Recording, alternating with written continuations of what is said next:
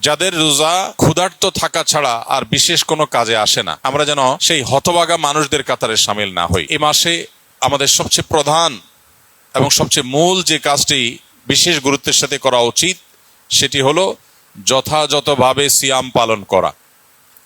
কারণ এই মাসের প্রধান আমলটাই হলো সিয়াম বা রোজা। আর সিয়াম শব্দের অর্থ বিরত থাকা।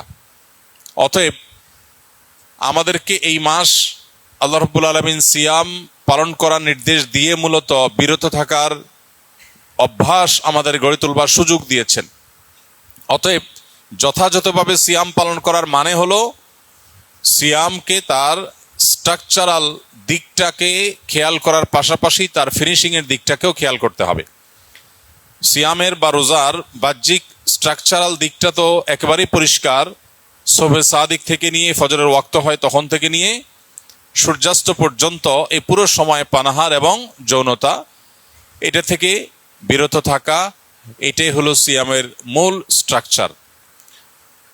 এটা ঠিক রাখার পাশাপাশি আমরা যখন সিয়ামকে অর্থবহ করার জন্য অন্য সব নিষিদ্ধ বিষয়গুলো থেকেও বিরত থাকবো, বেঁচে থাকবো, তখন ইনশাআল্লাহ সিয়াম আমাদের আরো বেশি কার্যকর, আরো বেশি যথাযথ, আরো বেশি আমাদের জন্য জান্নাত লাভের কারণ হবে, জাহান্নাম থেকে মুক্তির কারণ হবে ইনশাআল্লাহ বিইذনিল্লাহ। এই জন্য সিয়াম সাধনা করে এই পুরো মাস জুড়ে সকল প্রকার গুনাহ থেকে বেঁচে থাকা, এটা আমাদের অন্যতম একটা কর্তব্য। নবী করিম সাল্লাল্লাহু আলাইহি সাল্লাম বলেছেন, রুব্বা সাইমিন লাইসা লাহু মিন সিয়ামিহি ইল্লাল জু'।